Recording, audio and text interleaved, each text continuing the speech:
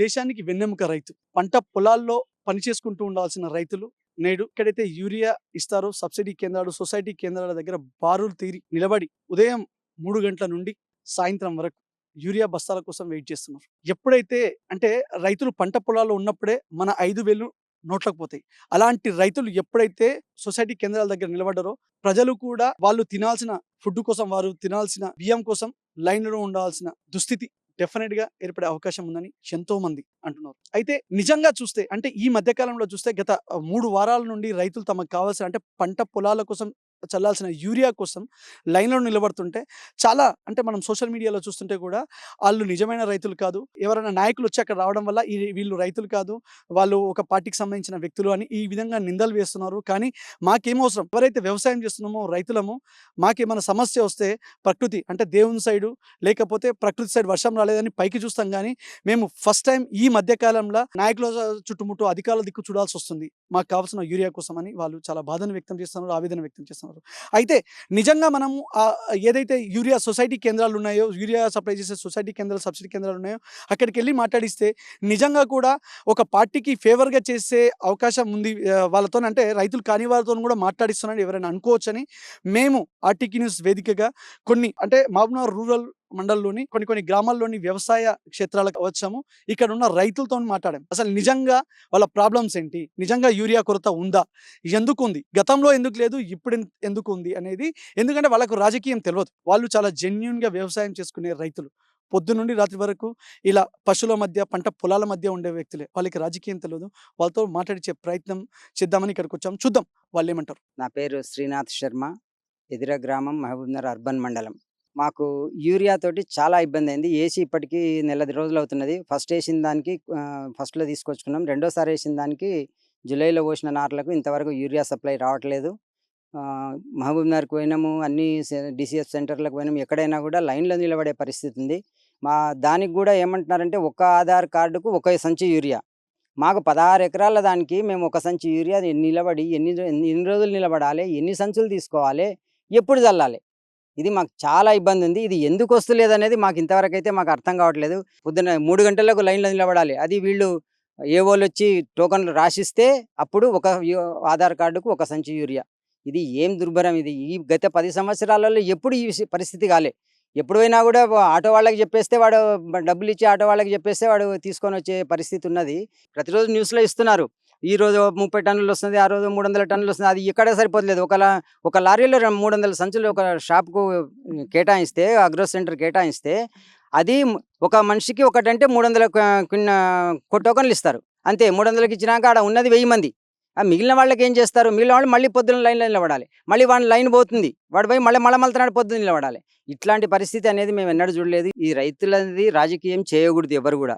ప్రస్తుతం ఉన్న పాలకులు కూడా ఇప్పుడు ఏదో చిన్న సంఘటన అయితే వెళ్ళి వాడు పరామర్శించడం అవుతుంది. ఇప్పుడు ఇంతమందికి రాష్ట్రం మొత్తం బారులు నిలబడి ప్రతి షాప్ ముందర బారులు నిలబడ్డారని వాళ్ళకి మీడియాలో తెలుస్తున్నది, సోషల్ మీడియాలో తెలుస్తుంది, వార్తలలో తెలుస్తుంది, ఇంటెలిజెన్స్ వాళ్ళకు ఉంది, అన్నీ తెలుస్తున్నాయి. అదేం దాచిపెట్టుకునేది కాదు. అట్లాంటప్పుడు కనీసం రూలింగ్‌లో ఉన్న ఎమ్మెల్యేలు గానీ, ఎంపీలు గానీ ఎవరన్నా వచ్చి అరే ఎందుకు ఏమవుతున్నది, ఏం సంగతి అనేది వాళ్ళు ఇంతవరకు తెలుసుకోలేదు. వాళ్ళు తెలుసుకోవాలి. తెలుసుకుంటే వాళ్ళ బాధ ఏమిటిదో వాళ్ళకి తెలుస్తుంది. ఆ ప్రయత్నంలో వాళ్ళు చేస్తే కొంచెం ఉపశమనం వాళ్ళు కూడా పరిస్థితి ప్రస్తుతం ఉన్న పరిస్థితి ఏంటనేది ఇది రాజకీయం చేసుకం కాకుండా నిజమైన పరిస్థితి ఏమిటిదనేది వాళ్ళు సక్రమంగా ఆలోచన చేసి ఆ పని చేస్తే రైతులకు ఎంతో అంత మేలే. తదుపరి చర్య తీసుకోవడానికన్నా అవకాశం ఉంది. ఇంకా నెక్స్ట్ వచ్చేది రబీ ఉంది. రబీలోనన్నా ఆ విషయం కాకుండా ఉంటే చాలా సంతోషం అవుతుంది. కానీ దీన్ని కొంచెం పాలకులు పట్టించుకొని రైతు సెంటర్ల దగ్గరికి రావాలి. ఎక్కడైతే యూరియా ఇస్తున్నారో అక్కడికి రావాలి. ఏమవుతుంది అయితే ఇద్దరు మాటలు దొరకలేదని అనొచ్చు, కానీ సమస్య అయితే వాళ్ళకి తెలుస్తుంది కదా. ఆ విషయం వాళ్ళు కొంచెం దృష్టిలో పెట్టుకొని కొంచెం చేసుకుంటే కనుక ఈ రైతులకు కొంచెం మేలు జరిగే అవకాశం అయితే ప్రస్తుతం ఉంది. ఇప్పుడు ఇంకొక ముఖ్య విషయం ఏంటంటే రైతులకు బోనస్ ఇంతవరకు రాలేదండి. కాంగ్రెస్ గవర్నమెంట్ వచ్చినాక 2 సార్లు వాళ్ళు ఇది 3వ పంట వాళ్ళు బోనస్ డిక్లేర్ చేసినాక ఇది మూడో పంట. ఫస్ట్ ఖరీఫ్లో ఇచ్చినారు. ఖరీఫ్లో ఏమైంది? సగం పంట బయటకు అమ్మినారు, రైతుల వ్యాపారస్తులకు అమ్మినారు.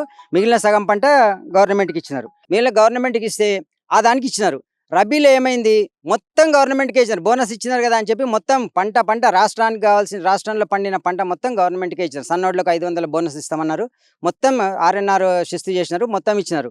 ఇంతవరకు బోనస్ రాలేదు. ఎప్పుడు ఏప్రిల్ లాస్ట్లో మే ఫస్ట్ వీక్లో మొత్తం కొనుగోళ్లు కూడా కంప్లీట్ అయిపోయినాయి.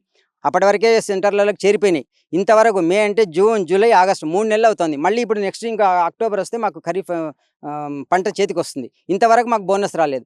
ఒక ఎకరాకు 500 క్వింటాల్‌కి 500 బోనస్ ఇస్తామన్నారు. మాకు ఈ రైతు బంధు ఇస్తే బోనస్ ఇవ్వరా? రైతు బంధు ఇచ్చినారు. రేపు బోనస్ బంద్ చేసినారు. కానీ రైతు బంధు వస్తుంది కదన్న, అది కూడా అయితే మీకు ప్లస్సే కదా. అన్న రైతు బంధు వస్తుందంటే రైతు బంధు ఇస్తున్నారు. కానీ మా దృష్టిలో ఏంటంటే మేము వ్యవసాయం చేసే వాళ్ళ దృష్టిలో ఏంటంటే రైతు బంధు ఇయ్యాల్సిన అవసరం లేదు. చేసిన కష్టానికి 500 బోనస్ ఇస్తే రైతు బంధు కన్నా ఎక్కువ అవుతుంది. ఓకే. ఇంకోటి గవర్నమెంట్‌కు పైసలు మిగులుతాయి. ఎందుకంటే రైతు బంధు అనేది ఎవరికి ఇస్తావు? భూమి ఉన్న ప్రతి ఒక్కనికి నువ్వు 2 ఎకరాలో, 3 ఎకరాలో, 5 ఎకరాలో లిమిట్ పెట్టుకొని ఇస్తున్నావు. అవును. కానీ చేసినా చేయకున్నా వాడికి పోతున్నాయి. ఇది ప్రత్యేకంగా పర్టిక్యులర్‌గా ఇది ఏదైతుందంటే ఎవరైతే కష్టం చేసి రైతు పండిస్తున్నాడో అతనికి ఇయ్యాల్సిన సమంజసమైన నిర్ణయం. ఇంకోటి మాకు రైతు బంధు కన్నా ఇప్పుడు నాకు 4 ఎకరాల పొలం ఉంది. 4 ఎకరాలకు నాకు ఎంత వస్తుంది? 4 ఆరుల 24, 24,000 వస్తుంది. అదే 4 ఎకరాల్లో నేను వరి పండిస్తే నాకు 100 క్వింటాళ్ళు అవుతాయి. 25 క్వింటాలు, 25 నాలుల 100. 100 క్వింటాళ్లకు నాకు 500 బోనస్ ఇస్తే 50,000 అవుతాయి. ఒక పంటకు 50,000 అంటే ₹1,00,000 నాకు రైతు బంధు కన్నా ఎక్కువనే వస్తాయి అవి. ఇంకోటి ఏమవుతుంది? గవర్నమెంట్‌కి విపరీతమైన సేవ్ అవుతుంది. ఎందుకంటే చేసిన దానికి మాత్రమే వస్తుంది. ఇంకోటి పక్కా దీంట్లో ఫ్రాడ్ అయ్యే అవకాశం లేదు. అవును. చేసినా చేయకున్నా ఇస్తాడు అనే అపప్రద కూడా గవర్నమెంట్ మీద పోతుంది. ఎవరికి ఇస్తారో ఎవరు చేస్తారో వాళ్ళకి, ఎవరికి చేతని వాడు చేస్తే వాడికి వస్తుంది. అందుకని ఆ రైతు బంధు బోనస్ కూడా ఇంతవరకు ఇయ్యలేదు. ఆ బోనస్ కూడా దాని గురించి ఆలోచన చేయాలని పాలకులకు చెప్తా ఉన్నాం.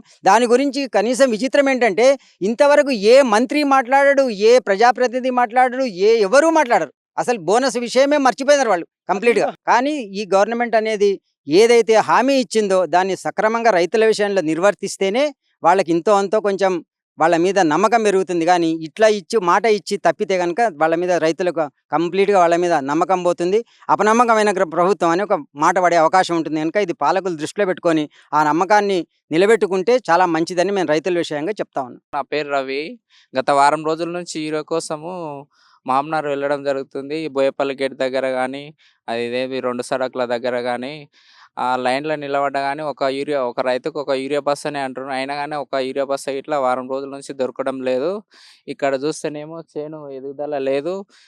ఇక్కడ చేను కాడ వాటర్ పెట్టకపోతే చేను ఖరాబ్ అవుతుంది. ప్లస్ అక్కడ పోతే మా పని ఇడిచిపెట్టుకొని పోతేనేమో అక్కడ యూరియా ఇట్లా లభిస్తడం లేదు. ఈసారి పంట పెట్టుబడి ఒక ఎకరాకు దాదాపు 30,000-40,000 అవుతుంది. ఈసారి అంతా పెట్టుబడి అంతా పూర్తిగా లాస్ అయ్యేటట్లున్నాము. కాబట్టి దయచేసి ప్రభుత్వం వెంటనే మాకు యూరియా కలిగించాలని కోరుతున్నాం. అయితే బండ్లు 2, 3 రోజులకోటి వస్తున్నాయి. 300 బండ్ల యూరియా వస్తుంది కానీ మళ్ళీ ఎవరికి ఇస్తుండ్రో ఏమో కానీ మేము లైన్‌లో నిలబడి దగ్గరకు వచ్చేవరకల్నే మాకు అందడం లేదు. దయచేసి ఈ ప్రభుత్వం వెంటనే యూరియా ఇప్పించగలరని మా యొక్క మనవి. నాయకులు ఇట్లా వేరే టైంలో వినాయక మండపాలు కానీ అది ఏదైనా ప్రోగ్రామ్ ఉన్నా వస్తాడు. అదే రైతులకు యూరియా ఇప్పించడానికి ఏ నాయకుడైనా ముందుకొచ్చి మామ్నార్ తరపున ఈ రైతులకు యూరియా అందించాలని ఒక్క నాయకుడు ఇట్లా అది ఆకా కేంద్రం దగ్గర కానీ యూరియా ఇచ్చే గవర్నమెంట్ ఏదైతే సబ్సిడీ ఉందో అక్కడికి రావడం లేదు. అదేవిధంగా నాయకులు ఇలా గుర్తించి రైతు కష్టాలు గుర్తించి అందరికీ యూరియా ఇప్పియాలని మా యొక్క మనవి. దాదాపు 15 రోజులుగా ఇక్కడ మనం చూస్తే కూడా మహిళలు, వృద్ధులు, పురుషులు ఇక్కడ ఎండనక వాడనక ఉదయం 3 గంటలకు ఇక్కడికి వచ్చి అంటే పంట చేలల్లో పని చేయాల్సిన వీళ్ళందరూ ఈ సమయానికి ఇక్కడ లైన్లో నిలబడుతున్నారు. వారు అంటున్నమాట ఒక్కటే, మేము పని చేయడం మానేస్తే మీకు 5 ఏళ్ళు మీకు ఏవైతే నోట్లకి ఏళ్ళు పోతున్నాయో అది మానుండే, మేము పని బంద్ చేస్తే మీకు తిండి కూడా దొరకదు. మాలాంటి వాళ్ళని, మాకు రాజకీయం తెలియదు, మాలాంటి వాళ్ళని ఇన్ని బాధలకు గురి చేసే అధికారులకు, నాయకులకు ఏమొస్తుంది? దయచేసి మా గోడు మీరు వినండి. అసలు మేము ఎన్ని రోజుల నుంచి 15-20 రోజుల నుంచి ఇక్కడనే లైన్లో నిలబడుతున్నాము.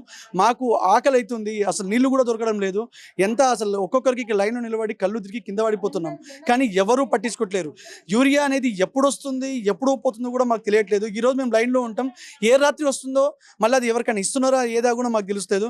మేము ఇక్కడికి వచ్చి ఉంటున్నాము, మాకు యూరియా దొరకడం లేదు, మా పంట పొలాలు కూడా నాశనం అయిపోతున్నాయని వాళ్ళు ఆవేదన వ్యక్తం చేస్తున్నారు. ఇక్కడ మనం చూస్తే ఎంతో మంది మహిళలు, మనం చూస్తే వృద్ధులు కూడా ఇక్కడ ఉన్నారు. అంటే యూరియా కోసం వచ్చినాము కానీ ఇంతవరకు మా గోడు పట్టించుకునే నాయకులు కానీ అధికారులు లేరు అని వారు ఆవేదన వ్యక్తం చేస్తున్నారు. వారు గోడు వినిపిస్తున్నారు. ఒక్కసారి వారి మాటలో తెలుసుకుందాం అసలు ఏం జరుగుతుంది, ఎందుకు ఇంతమంది ఇక్కడ ఉన్నారని. చిందర్పల్లి మాది అన్నవాడ మండలం కాడుకోతే ఈ షాప్ కోమంటారు, ఈ షాప్ కోతే ఇంకో షాప్ కోమంటారు, బస్ స్టాండ్ కోమంటారు, బోయపల్లి గేట్ కోమంటారు. ఏడ పోయినా యూరియా దొరకట్లేదు. మాకు ఆకలి అన్నారు, దుప్ప అన్నారు, పోతే నీళ్లు దొరకట్లేదు. పొద్దుగా లేచి మళ్ళా పోతే మళ్ళీ ఈ టోకన్లు ఇస్తారో లేదో అని మళ్ళీ టోకన్ కోసం మిర్చిపోతే ఎట్లయితుందో అని షాప్ ఆయన మూసిపోతున్నాడు. మాకు టోకన్ ఇస్తలేడు. ఇస్తామని ఆపుతుండ్రు పోలీసు వాళ్ళు కూడా. లేడీస్ నిన్న వచ్చిండ్రు, ఆపిండ్రు, మాకు టోకన్ ఇయ్యలేరు. బ్లాక్లో అమ్ముకున్నారు, అమ్మాలి వాళ్ళు అమ్ముకున్నారు. మాతో వేరే వాళ్ళతో టోకన్ అదే టోకన్ మీద ఇచ్చిండ్రు, అదే టోకన్ మీద రిటర్న్ వాళ్ళు 500లకు బస్తా అమ్ముకున్నారు. మేము ఈడ నిలబడినా కూడా మాకు ఇంత అడుక్కుంటే కూడా లారీ కాడికి పోతే లారీ కాడ కూడా ఇయ్యలేరు మాకు. లారీ కాడ ఇంత అడుక్కున్నాం మేము. ఇంత అడుక్కుంటే మేము అసలు మాకు తిండి తిప్పలు లేకుండా ఇంత అడుక్కున్నాం. వాళ్ళ తోటి ఇక్కడ 15 రోజులే మేము వస్తా ఉన్నాము. ఉదయం 4 గంటల నుంచి వస్తే మా పిల్లలకు టిఫిన్ అనేది లేదు, వాళ్ళకు వంట అనేది లేదు, స్కూల్ అనేది వాళ్ళకి ఏమి ఇచ్చి మేము ఏం పని చేసుకోకుండా వస్తున్నాం, ఇక్కడనే కూర్చుంటున్నాం. ఎమ్మెల్యే అయితే ఏడ ఉన్నది కూడా తెలియదు మాకు. ఉన్నది కూడా వచ్చినాడు, ఓటు వేసుకున్నాడు, మా ఇంటికి తిరిగిండు, ఓటు లేపించుకున్నాడు. ఇప్పుడు ఎవరు బ్లాక్లు అమ్ముకుంటున్నారు, ఎవరు అమ్మంది ఆయనకు తెలుస్తుంది కదా. ఈ రైతులు ఎవరు, వీళ్ళు అమ్ముకో తినేటోళ్ళు ఎవరు అని ఆయనకు తెలియదా? అయినా కూడా కళ్ళు లేవా? కలెక్టర్ మాకు తెలియదా? మేము చేసే కష్టము, మేము ఎంత తిప్పల పడుతున్నామో, నీళ్లు లేక మందు లేక ఎంత తిప్పలవుతుంది. పిల్లలను విడిచిపెట్టి సంసారం విడిచిపెట్టి రోడ్డు మీద వచ్చి కూర్చుంటే షాప్ ఆయన మూసిపోతుంటే అవతల బిలాకులు అమ్ముకొని పోతుంటే మేము ఎవరిని పట్టుకోవాలి? ఏ లీడర్ వస్తుండ్రు? ఆ రోజు ఓటుకని 10 మంది వచ్చి మమ్మల్ని నడుకొని ఓటేపించుకున్నారు. ఈ రోజు మరి ఆ ఎమ్మెల్యే సార్ ఏడున్నాడు, ఆ కలెక్టర్ అమ్మ ఏడున్నది? ఏమనకుండా మేము ఈయనే రోడ్డు మీద ఉండాలా? ఈరోజు వస్తుందా లేదని ఏదైనా కన్ఫర్మ్ చెప్తేనే కదా మేము ఇంటికి పోయేది. మాకు రూపాయి అయినా ఇస్తుండ్రా వాళ్ళు కిరాయికి రానికి పోనీకి? మాకు పన్నీళ్ళకి ఏమైనా ఇస్తుండ్రా? ఇక్కడ జామ్ అయినరు మనుషులని. రైతులు ఏందికి బాధపడుతుండ్రు, రైతులు ఏంటికి రోడ్డు మీద వచ్చిండ్రని ఎవరన్నా అన్నారా? ఎవరన్నా మా గురించి పట్టించుకుంటుండ్రా? వీడియోలు వస్తుండ్రు, నిన్నటి నుంచి మాట్లాడుతున్నా. ఓ బస్తా ఏరియా దొరకలేదు మాకు. నా పేరు కృష్ణాజీ. దొరకలేదు, ఇరిగా దొరకలేదు. 15 రోజుల వస్తున్నాం పోతున్నాం, తిండి లేదు తిప్పలేదు, ఎవరు అడిగేటట్టే ఎవరు ఏం చేసేటట్లేదు. ఇక పొద్దుగాలు వచ్చినామంటే చక్కెర వస్తుంది, తిండికి లేదు, బస్ కిరాయి లేదు, ఏం లేదు. ఏమంటున్నారంటే రైతులు కొందరు వాళ్ళకి ఎంత అవసరం అంతా కాకుండా ఎక్స్ట్రా తీసుకోపోతున్నారు, దానివల్ల వేరే వాళ్ళకి ప్రాబ్లం అవుతుంది, లేకపోతే అట్లా కాకుండా అంటున్నారు. ఎందుకు అట్లా మరి? ఎక్స్ట్రా ఇట్లా ఏం లేదు అబ్బా. మా చేనుల కాడికి భూముల కాడికి మేము తీసుకుంటున్నాం, ఎక్కువ తీసుకున్నాం. మాకేమో ఏం చేస్తాం? మేము బుక్తామా? బ్లాక్ అమ్మనీకి మాకే దొరకలేదు. పొలంలో చల్లుకునికేం లేదు, ఎక్స్ట్రా తీసుకపోయి మేము ఏం చేసుకుంటాం? ఇంత మందికి మళ్ళీ దాదాపు 50 సంచి అట్లా ఉంటది. 50 సంచి అది బ్లాక్ లో అమ్ముకున్నారు, దాంట్లో అమ్ముకున్నారు, లారీలే అమ్ముకున్నారు. లారీలో మరి ఇచ్చుకుంటున్నాగానే డోర్ వేసుకుని మరి అది అమ్ముకునికే కాకపోతే మరి ఏం అది ఇప్పుడు అమ్ముకునికే కదా. ఈడ షాప్ ఉంది, అక్కడ లారీ నిలబెట్టిండ్రు, మేము అందరం పోయినాము. మాకు ఈడ కూర్చోబెట్టిండ్రు పోలీసు వాళ్ళు, లేడీస్ పోలీసు వాళ్ళు ఈడ కూర్చోబెట్టిండ్రు. మీకు టోకన్ ఇప్పిస్తామని కూర్చోబెట్టిండ్రు. పోయి చూస్తే అదే టోకన్ వేరే వాళ్ళకి ఇచ్చిన టోకన్ మిన్నే ఒక తురుకైనా అమ్ముతున్నాడు. అదే టోకన్ కి 500 తీసుకుంటున్నాడు, అమ్ముతున్నాడు. మేము లేచి ఏమాయని పోతే ఇంకా 20 బస్తాల లోపల ఉంది. ట్రాలీ అమ్మిండ్రు. ట్రాలీ అమ్మితే ఒక అమలేనని అడుక్కున్నాం మేము అందరం. అదే బస్తాలు మాకేంటి 500 ఇచ్చింది ఈమె. ఇగో ఈమె 500 ఇచ్చింది, ఇస్తాం అక్క, నెత్తికి 500 ఇస్తాము, మాకు ఒక్కొక్క బస్తానే ఇయ్యండి, ఎక్కువ ఏమొద్దని అంటే వాళ్ళు ఇయ్యలేరు. మాకు కావాలి అని వాళ్ళే అమ్ముకున్నారు. లారీలో సగం లారీ వాళ్ళే అమ్ముకున్నారు. 1200 పెట్టి చేసి ఏంటి చక్క ఇట్లా మేము చెప్పు ఏడికెళ్ళి తెచ్చి సాకాలి మేము పిల్లల్ని. 15 రోజులు నా మొగాడు తిరిగి ఒక్క సంచి రాలేదని ఈ రోజు వచ్చి నా మోడు సుశ్రీతల హాస్పిటల్ ఉండడు నా కొడుకుతోటి. ఏంది ఇది? లేకుంటే పూరనన్నా బంద్ చేయండి, బంద్ చేయండి. లేకుండా ఏంటి చక్కిస్తామని ఆశ పెట్టాలి. ఇప్పుడు వస్తారు కూసాని తెలియకుండా ఇంటి ముందర సచ్చిన పింగని పెట్టుకొని కూర్చున్నట్టుంది. ఇప్పుడు బ్యాంకుల్లో పాస్బుక్లు పెట్టినాం సార్. పాస్బుక్లు పెట్టి మేము పెట్టుబడికి తెచ్చి పెట్టుకున్నాం. ఇప్పుడు మాకు పెట్టుబడి అన్నా వెళ్ళేటట్లేదు కదా. ఇప్పుడు ఈరిగా వేస్తేనే దానికి ఇంత ఎరువు వేస్తేనే మాకు పెట్టుబడి వస్తుంది. ఇప్పుడు యాది వేయండి మాకేం వస్తుంది? అంత చేను అంత ముదిరిపోయినాక మాకు తెచ్చి వేసిన లాభం ఏముంటుంది మాకు?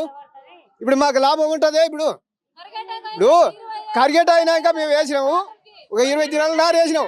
20 దినాల నారు వేసుకుంటే ఇప్పుడు మాకు ఇంతవరకు పిండే లేదు మాకు. ఇప్పుడు నేను 3 ఎకరాలు వేసుకున్నా, 3 ఎకరాలు నా కొడుకుల పేరు విన్నా, 2 ఎకరాలు నా పేరు విన్నా, 2 ఎకరాలు కాగితాలు చేస్తే మొదలు లేవు. నిన్న ఆడికి పోతే నీ పాస్బుక్ ఇది కాదు అంటున్నానంటే మళ్ళీ నా దిరాసలు తీసుకొని వచ్చిన. చూస్తున్నారుగా, ఇది పరిస్థితి. యూరియా కేంద్రాల దగ్గర, అంటే ఎక్కడైతే యూరియా సప్లై చేస్తారో ఫర్టిలైజర్ షాప్స్ దగ్గర మనం ఉన్నాము. ఇక్కడ యూరియా లోపలనే ఉంది కానీ వీళ్ళు ఇస్తలేరని కొందరు ఆరోపిస్తుంటే, కొందరు మాత్రం యూరియా ఇక్కడ వస్తుంది, బండ్లు వస్తున్నాయి కానీ వాటిని అంటే ఒక 300 బ్యాగులు వస్తే 150 ఇక్కడ వేసి మిగతా 150 బ్లాక్లో అమ్ముకుంటున్నారు, మా కళ్ళ ముందల 500లకు అమ్ముతున్నారని కొందరు ఆరోపిస్తున్నారు. అయితే నిజాలు తేల్చాల్సింది అధికారులు. అయితే నాయకులు ఎక్కడ ఏం జరిగినా ఎవరినో పరామర్శించడానికో లేకపోతే ఏమైనా జరిగితే ప్రోగ్రామ్స్కి వెళ్తారు కానీ ఇంతమంది మీ 100 మంది ఇక్కడ ఉన్నాము, ఓట్ల కోసం మా ఇంటికి వచ్చిండ్రు కానీ ఇక్కడికి వచ్చి మీ బాధలేంది అని అడిగి మా సమస్యలు పరిష్కరించాలనే కొంచెమన్నా సోయి వీళ్ళకి అధికారులకు లేదా? మాకెంత బాధ జరుగుతుంది, మీరు ఇట్లా ఈ విధంగా రాకపోతే మాకు ఇక్కడ బీపీలు షుగర్లు ఉన్నాయి, ఏం తినకుండా నీళ్ళు కూడా లేకుండా ట్యాబ్లెట్లు వేసుకోకుండా ఇక్కడ కూర్చున్నాం, మాకే ఎవరికైనా ఏమన్నా వచ్చి మేము ఇక్కడనే మాకేమన్నా అయితే ఎవరు బాధ్యులు అని వీరు నాయకులని అధికారులను ప్రశ్నిస్తున్నారు. దయచేసి అధికారులు నాయకులు వీరి సమస్య తీవ్రతను పరిశీలించి పరిష్కార మార్గాలు చూపించి యూరియా ఇవ్వాలని. ఎందుకంటే మేము పని చేస్తేనే మీ 5 ఏళ్ళు మీ నోట్లోకి పోతాయి, మేము పని చేస్తేనే మీకు ఫుడ్ దొరుకుతుంది, అది మీరు ఎందుకు గమనించడం లేదు? రైతులకు మాకు రాజకీయం తెలియదు, ఇక్కడికి ఎవరు నాయకులు వస్తున్నారో ఏ పార్టీలు వస్తున్నారో తెలుస్తుంది కానీ మా గోడు ఎవరు వచ్చినా మీడియా వాళ్ళు వస్తున్నారు, ఎవరన్నా లీడర్లు ప్రతిపక్ష నాయకులు వచ్చినా కూడా వాళ్ళకి చెప్తున్నాం అంతేగాని మాకు రాజకీయం తెలియదు. దయచేసి అధికారులు నాయకులు ప్రభుత్వంలో ఉన్న నాయకులు పరిశీలించి మాకు పరిష్కార మార్గాలు చూపించాలని వారు ఎమ్మెల్యేని అదేవిధంగా కలెక్టర్ గారిని వేడుకుంటున్నారు. కెమెరా పర్సన్ శివకుమార్తో రమాకాంత్ రెడ్డి, ఆర్టీకి న్యూస్.